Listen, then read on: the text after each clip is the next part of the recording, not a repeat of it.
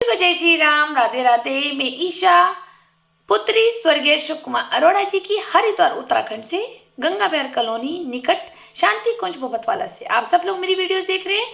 इसके लिए सभी को धन्यवाद। और जो मेरे नए व्यूअर्स जुड़े हैं उनको मैं ये कहना चाहूँगी, आप मुझे एफबी पर और यूट्यूब पर ईशा बेरी के नाम पर मुझे सर्च करें। मेरी ज़िंदगी का सच हो सकता है वो आपकी ज़िंदगी का सच आपके लिए कोई मार्गदर्शन बन जाए, और मेरी ज़िंदगी का जो सच है वो मुझे बताना जरूरी है, क्योंकि मेरा जिंदगी का सच बताने का उद्देश्य ये नहीं है कि मैं किसी को अपमानित कर रही हूँ या मानसिक पीड़ा दे रही हूँ या डिफेम कर रही हूँ। नहीं, मैं अपना सच डाल रही हूँ जो एक पर्दे के पीछे छुपा हुआ था, जो एक मास्क के पीछे हमारे लिप्स छुपे होते हैं, ऐसी मास्क के पीछे मेरी बेरी फैमिलीज और मेरी अरोड़ा फैमिलीज का सच छुपा हुआ था।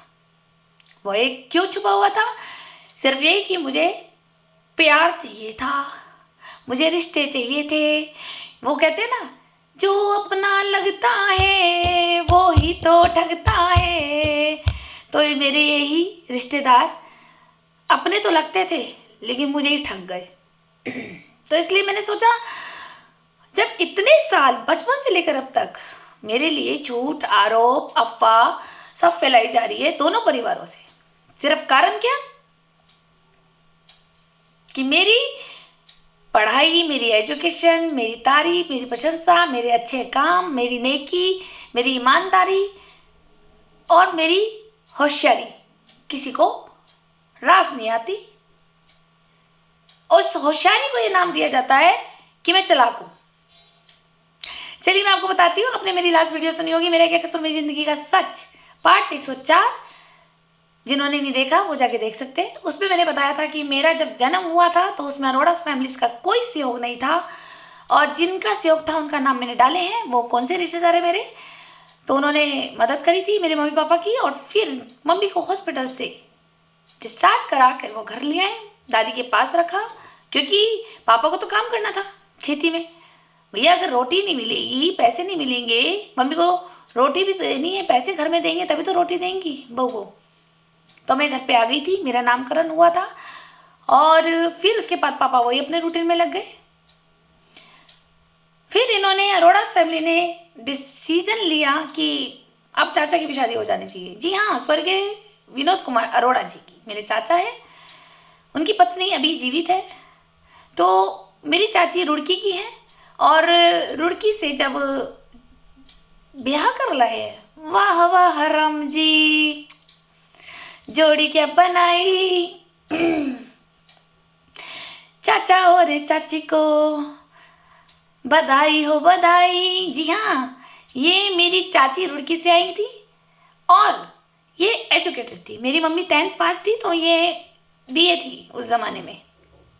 कहते हैं ना, जिसको जितना एजुकेशन दे दो वो उतनी ही समझदारी से काम करता है। तो मेरी चाची जब शादी करके आई तो मेरी चाची ने खेला षड्यंत्र।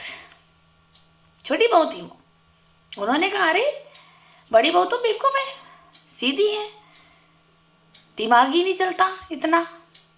चाहे आप उन्हें, मेरी मम्मी को आप नार्सिसिस्ट वुमेन भी कह सकते हैं, आप नेट पे जाके पता कर सकते हैं नार्सिसिस्ट वुमेन क्या होते हैं। ठीक है, कुछ ना कुछ मानसिक विकार नहीं था। नार्सिसिस्ट का मतलब होता है कि फूकना, चिढ़ना, अननेसेसरी अपना आप ही खुंदक निकालना, अंदर ही बेचैनी रहना, किसी को कुछ भी कह देना, और कोई उन्हें कुछ कहे तो उन्हें बुरा लगना, और अपनी ही बात को सच रखना और दूसरे की बातों को चुप जाना। ये नार्सिसिस्ट लोगों की पहचान होती है। मेरी मम्मी कुछ इस टाइप की थी, तो चाची ने उठाया इसका फ़ायदा। चाची आ गई, मैं गोद की थी, चाची ने रचाया अपना राज। चाची ने कहा अरे मैं तो यहाँ रहूँगी, और फिर अगर मेरी बड़ी बहू भी यहाँ रहेगी तो फिर यहाँ पे तो राज किसका चलेगा। अब दादाजी और चाचा जी ये तो रहते थे दुकान पे, ठीक है, पापा मेरे वहाँ चले गए, मैं गोद की गुड़िया। और उसके बाद जो मेरी मम्मी के साथ और अत्याचार शुरू हो गया। कैसे? तब भी चाची हमारी इतना काम नहीं करती थी, उसको इतना लाड दिया जाता था कि वो घर की अभी नई नवेली दुल्हन है, और प्यारी सी दुल्हन है, अभी काम नहीं करेगी क्योंकि बड़ी बहू घर में थी, बड़ी बहू करेगी। मेरे को तो कभी बुआ गोदी उठा ले। मैंने बताया ना बुआएं छोटी थी, लगभग कोई 8th में थी तो कोई 6 में थी। पापा की दूसरी शादी हुई थी, मेरे दादाजी की, सॉरी दादाजी की दूसरी शादी हुई थी, तो बुआएं भी लेट हुई। तो उसके हिसाब से मेरे को लगता था कि बुआएं कोई 15 साल की थी, कोई 13 साल की थी, कोई 10 साल की थी। तो मैं तो उनके लिए एक बेबी डॉल थी, कभी किसकी गोद में पल रही, कभी किसकी गोद में पल रही, कभी कौन मेरे को खिला रहा, कभी कौन गोदी में ले रहा। लेकिन घर का काम मेरी मम्मी से ही लिया जाता था। क्यों? चाची से इतना क्यों नहीं लिया जाता था? क्योंकि चाचा जी जो हमारे थे वो दुकान पे बैठते थे। अब कहते हैं ना कि जिसके पति की घर में चले तो फिर तो उसकी बीवी की भी बहुत चलती है, समझ गए? अब पति की इसलिए चल रही थी स्वर्गीय विनोद कुमार अरोड़ा जी की कि भैया वो दुकान संभालते थे। वो भी एक तरीके कहते हैं ना दादाजी हो गए माननीय प्रधानमंत्री मोदी जी, और चाचा हो गए माननीय संत योगी जी। तो दोनों मोदी जी और योगी जी एक साथ दुकान पे बैठते थे। अब विधायक जो हमारे पिताजी थे वो तो पढ़े लिखे पढ़ रहे थे और पढ़े लिखे भी थे पापा ने, और आगे भी अपनी ITI खुद अपने पैसों से करी। मैं आपको बताऊंगी कैसे कैसे स्ट्रगल किया एक जॉब पाने के लिए। तो मेरी चाची का राज चलने लग गया। चाची को जो मेरी दादी ने जेवर दिए थे, तो उन्हें मेरी दादी ने भी सोचा होगा कि जैसे बड़ी बहू से छीन लिए हैं ऐसे छोटी बहू से भी ले लिए जाए। लेकिन हिम्मत कहाँ थी, मजाल है, क्योंकि चाचा हमारे तो नागमणि थे। चाचा को तो कोई घर में कुछ कह ही नहीं सकता था। आप लोगों के सामने वो थे और रहते थे, आप लोगों को पता है। पापा हमारे सीधे थे, मुंह के क्रोधी थे। चाचा हमारा मुंह के मीठे थे लेकिन दिमाग के शातिर थे। ऐसी उनकी बीवी मिल गई उन्हें सेम, फिर तो 50% इधर दिमाग 50% इधर दिमाग, तो हो गया 100%। तो दोनों की राजनीति बड़ी चली अच्छी सी कि भाई कैसे छोटी बहू को टॉर्चर करके घर से निकाला जाए, नहीं तो कल ये राज करेगी इसी मकान पे।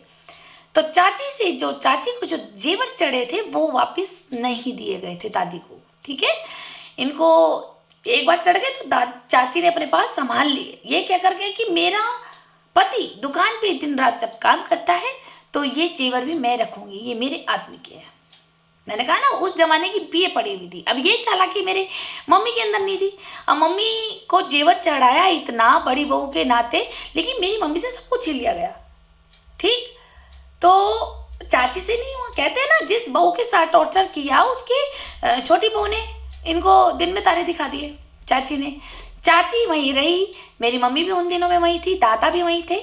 और उसके बाद मेरी मम्मी को रोक टोक होती थी, जैसे दादाजी का फ्रिज था, चाची अपने दहेज में फ्रिज नहीं लाई थी। चाची अपने दहेज में इतना सामान नहीं लाई थी, और उस जमाने में इतना सामान नहीं चलता था। सिर्फ एक दीवान चलता था, एक सोफा सेट और एक अलमारी नहीं ट्रंक। आप लोगों के पुराने होते देखे होंगे, ट्रंक चलते थे, ठीक है। तो चाची अपने दहेज में पलंगी लाई और एक अलमारी लाई है और ट्रंक लाई होगी एक। लेकिन जो हमारे घर में यानी कि मेरे पुश्तैनी घर में दादाजी के घर में एक जो फ्रिज था वो मेरे दादाजी की कमाई का था। तो मेरी जैसे मैं रोती थी, दूध की भूख लगती थी मुझे, मेरी मम्मी मुझे फीड नहीं करा पाती थी क्योंकि उनके होता नहीं था, आप समझ जाए। तो मेरे को बोतल से ही दूध पिलाया जाता था। तो जब मेरी चाची आई तो मेरी चाची चलाने लगी राज। तब मेरी मम्मी मेरे रोने पर सोचती थी कि मैं दूध दे दूँ इसको, तो इन्होंने क्या करा, ये ताला लगाने लग गए सास के होते हुए। अब सोचिए, सास के होते हुए फ्रिज में ताले लग रहे हैं, तो क्या साजिश प्लानिंग सास की नहीं थी या ससुर की नहीं थी, या अकेली छोटी बहू की इतनी हिम्मत बन जाएगी उस परिवार में कि ताले लगेंगे। तो मेरी चाची भी मेरी मम्मी को ऑर्डर देती थी कि ये काम पड़ा है आप ये कर लो, मम्मी ये कह गई है, ये काम कर लो मम्मी ये कह गई है, यानी कि मेरी दादी कह गई है। अब मैं रोती थी, दूध से भिलकती थी, तो चाची क्या करती थी, दूध जब निकालती थी इतना सा, तो वो इतना और पानी मिला के रख देती थी एक गिलास पर, कहती थी इसे गर्म करके पिला दे, ये रो रही है।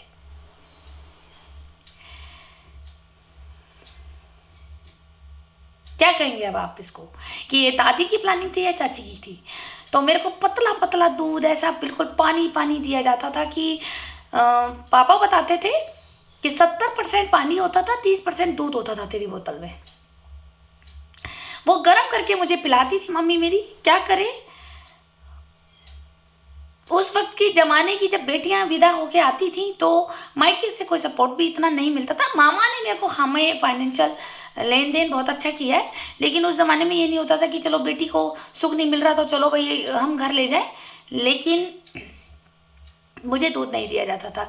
अब मैं पूछूं कि जब मेरे पापा को बेरोजगार किया, चाचा और दादा की साजिश, इन दादी की, ठीक है, उतर गए उस दुकान से।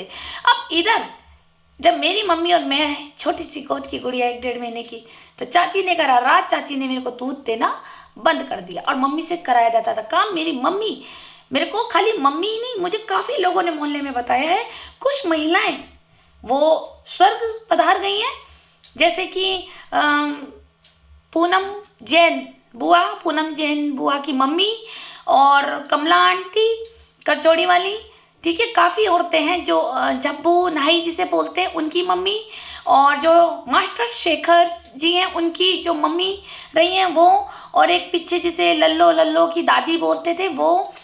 और मुझे काफ़ी लोगों ने बताया, और जो जीवित भी हैं उन लोगों ने भी अभी भी बताया है, मुझे बता रखा है। कुछ मार्केट के लोगों ने बताया था कि तेरे को दूध नहीं मिलता था और तू बहुत बुरी तरह बीमार हुई थी। मैं कैसी हुई थी मैं आपको आगे बताऊंगी। तो मेरे को बिल्कुल पापा ने बताया ना 70% पानी और 30% दूध मिलाकर तेरी चाची दे देती थी, तो तेरी मम्मी की इतनी हिम्मत नहीं होती थी। मेरी मम्मी हाथ जोड़ के रो के मेरी चाची के आके कहती थी, मेरी गुड़िया रो रही है, इसको दूध दे दो। सुन रहा होगा मेरी चाची का बेटा और बेटी और दामाद उनके, और उनकी बहू भी। ये है स्वर्गीय विनोद कुमार अरोड़ा जी की पत्नी। और आज इसकी क्या कहूँ मैं, आज इसकी वैल्यू क्या है इसे खुद को पता होगा मेरी चाची को। इसने, मैं उस घर का पहला वारिस थी, ठीक, और ये फ्रिज में ताले मार के रखती थी। मेरी मम्मी जब मैं रोती थी, मेरी मम्मी हाथ जोड़ के कहती थी कि इसको फ्रिज को खोल दे, मेरी गुड़िया रो रही है, इसे दूध देना है। तो वो कहती थी पहले ये काम पड़ा, काम कर ले, मम्मी आके बोलेगी, ठीक है। ये है संस्कार मेरी चाची के। तो मेरी मम्मी काम करती थी, मैं रोती रहती थी और मुझे चुप कैसे कराया जाता था। कभी किसी बुआ के गोद में डाल दिया जाता था, कोई पड़ोसी की गोद में डाल दिया जाता था, लोग मुझे गोदी में लेकर हाँ ओ हाँ, ये सब करते थे मुझे चुप कराने के लिए। मेरा पेट नहीं भरते थे ये लोग। और आज गुड़िया के पास इतना सुख कुछ है ना, आज गुड़िया को जरूरत नहीं हो रही, लेकिन उसे परमात्मा ने, उसके पापा ने उसे भर भर दिया है। मैं बड़ा दर्द याद करती हूँ ना, बस तुम लोगों को परमात्मा देखेगा। क्या दादाजी के फ्रिज पे क्या अधिकार है मेरी चाची को ताला लगाने का, जबकि ना बड़ी बहू लेके आई थी फ्रिज, ना बड़ी बहू लेके आई, ना बड़ी दादी लेके आई, ना चाची लेके आई।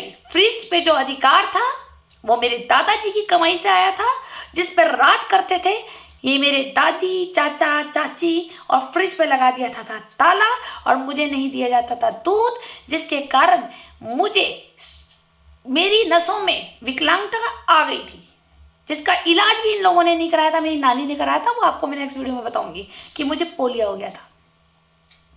मेरी मम्मी को 2 रोटी तब मिलती थी खाने को, वो भी ऐसे जैसे नीचे बैठ के जमीन बैठ गई, ठीक, वो तब मिलती थी जब वो घर का पोछा, झाड़ू, बर्तन सबका करेगी। और मेरे को दूध तब मिलता था जब वो मेरी चाची ऑर्डर चलाती थी, वो बर्तन पड़े वो मान ले, ये कर ले, वो कर ले।